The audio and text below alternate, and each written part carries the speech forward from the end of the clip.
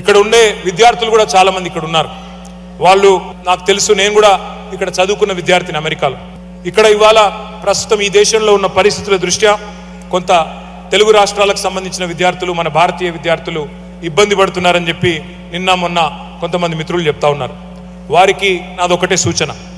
ఇంగ్లీష్లో ఒక సామెత ఉంది, tough times never lost but tough people do.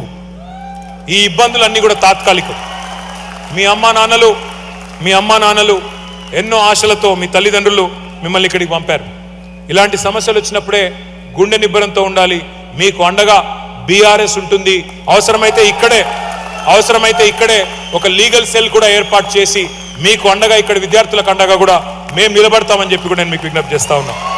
ఒక అన్నగా ఒక సోదరుడిగా ఇక్కడ ఉండే స్థానిక ఇమిగ్రేషన్ లాయర్లతో కూడా మేము మాట్లాడి అవసరమైతే ఒక ప్రత్యేక లీగల్ సపోర్ట్